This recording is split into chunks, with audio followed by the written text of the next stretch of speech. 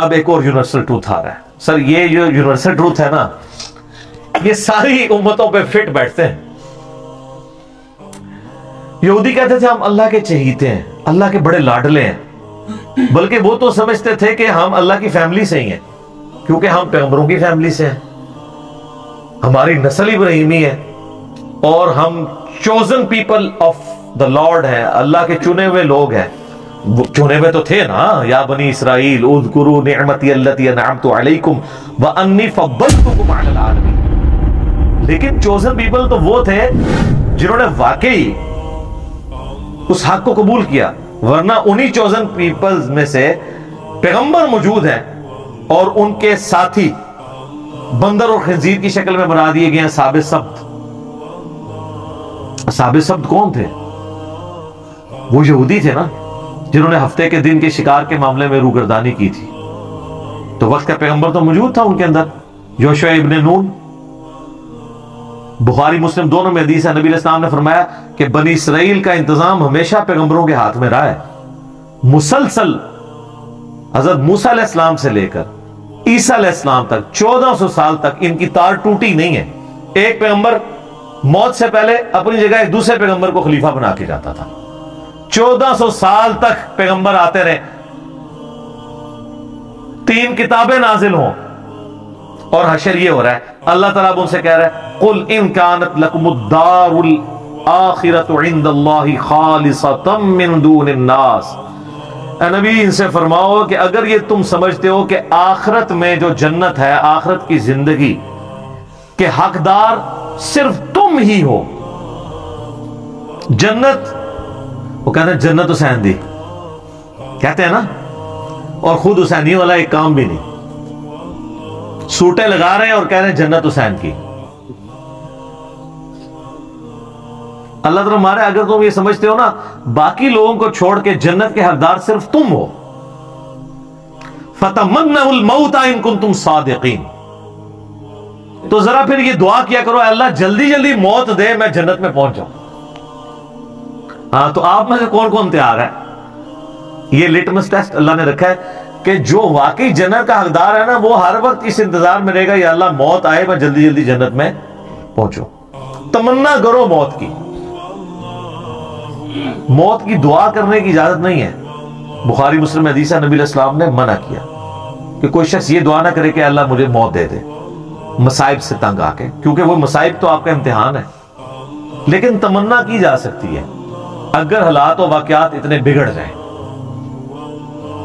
تو بالکل ٹھیک ہے. امام بخاری کے ساتھ ان کی زندگی میں یہی ہوا ہے نا, ان کے کلاس فیلوز نے ان کے خلاف اتنا پراپوگنڈا کیا کہ جس شہر میں جاتے تھے شہر کے دروازے پہ پہلے ہی بندہ کھڑا ہوتا تھا کہ حضرت ادھر نہیں آنا, آپ تو گمراہ ہیں. آج ان کے حضرت ان کے مریدوں کو کوئی جانتا بھی نہیں ہے, پوری دنیا میں بخاری بخاری ہو رہی ہے. ٹھیک ہے, یہ بات ہے. لیکن یہ لوگ اپنی زندگی میں ساروں نے بڑی بڑی تکلیفیں کاٹی ہیں.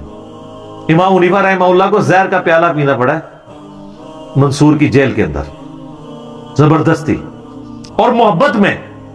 آپ چیف جسٹس بن جائیں, ان کا میں نے نہیں بننا. ان کا اچھا آپ نہیں بن رہے تو میں آپ کو زہر دے دوں گا. وہ کہتے ہیں میں اہل ہی نہیں اس کا, اس لیے وہ کہتے تھے کہ پھر اپنی مرضی کے فتوے لیں گے یہ. تو خلیفہ منصور نے کہا کہ آپ جھوٹ بول رہے ہیں کہ آپ اس کے اہل نہیں ہیں, آپ اہل ہیں. تو انہوں نے کہا جو شخص جھوٹا ہوتا ہے تو وہ تو ویسے ہی اہل نہیں رہتا. پھکی دیتی امام حنیفہ نے بھی کہ تم انہوں اگر جھوٹا کہہ رہے ہیں تو مطلب پھر تم ویسے ہی اہل کوئی نہیں ہو. اور وہ اصل میں تقیہ کر رہے تھے کہ میں اہل اس اعتبار سے نہیں ہوں کہ جو تم مجھ سے فتوے لینا چاہتے ہو نا, یہ دنیا کا کتا میں نہیں بن سکتا. جو بعد میں قاضی ابو یوسف نے جو جو گندے فتوے دیے ہیں, علمان والحفیظ, انہی کے شاگرد نے, اور پھر اسی بنیاد پہ تلوار کی زور کے اوپر فقہ حنفی انہوں نے پھیلا دیے. امام حنیفہ تو بیچارے جس عہدے کو قبول نہ کرنے کی وجہ سے مر گئے, ان کے شاگرد نے اسی عہدے کو قبول کر کے زبردستی حکومت وقت کی پشت پناہی کے ساتھ سارے معاملات کیے. یہ سب فرق ہے کیونکہ ان کو نظر آ رہا تھا کہ اس کا نقصان کیا ہوگا. تو اللہ تعالیٰ مارا کہ اگر تم یہ سمجھتے ہو نا جنت آپ کے لیے خاص ہے یہودیوں, اور تم اللہ تعالیٰ کے بڑی لاڈلی امت ہو, تو دل میں کبھی تمنا تو کرو نا موت کی. سر جو لوگ اللہ سے محبت کرنے والے ہیں نا، ان کے دل میں تو ہر وقت موت کی تمنا رہتی ہے۔ صحیح مسلم میں حدیث ہے، جو شہادت کی تمنا کے بغیر مرا وہ کفر کی شاخ پہ مرا، نفاق کی شاخ پہ مرا، منافقت کی تمنا تو موجود ہے۔ بخاری میں حدیث موجود ہے، سعد ابن معاذ کو جب تیر لگا گھٹنے میں، اب چھوٹا سا ایک زخم ہی تھا، گھٹنے میں تیر لگنے سے کوئی بندہ تو نہیں مار جاتا، ان کی مین رگ کٹ گئی تھی، پٹی کی۔ پھر انہوں نے دعا کی، اے اللہ اگر مشرکین عرب نبی علیہ السلام کے اوپر اب نہیں چڑھائی کریں گے جس طرح کہ انہوں نے بدر میں کی، احد میں کی اور آج خندق میں کی ہے، اس کے بعد اگر کوئی ایسا معاملہ نہیں ہونے والا تو اسی زخم کو میرے لیے کھول دے اور مجھے شہادت کی موت دے دے۔ یہ صحیح بخاری میں۔ تو وہ زخم ان کا جاری ہو گیا، سعد ابن معاذ کو اللہ تعالیٰ نے شہادت کی موت دے دی۔ اوس کے سردار تھے، ان کی وجہ سے پورا قبیلہ مسلمان ہوا، انہوں نے بھوک ہڑتال کر دی تھی، اسلام لے کے آئے اور ہے بڑے جنگجو ٹائپ کے تھے، اپنے قبیلے میں چلے گئے کہ میں اس وقت تک نہ کھاؤں گا نہ پیوں گا جب تک سب لوگ مسلمان نہیں ہوتے۔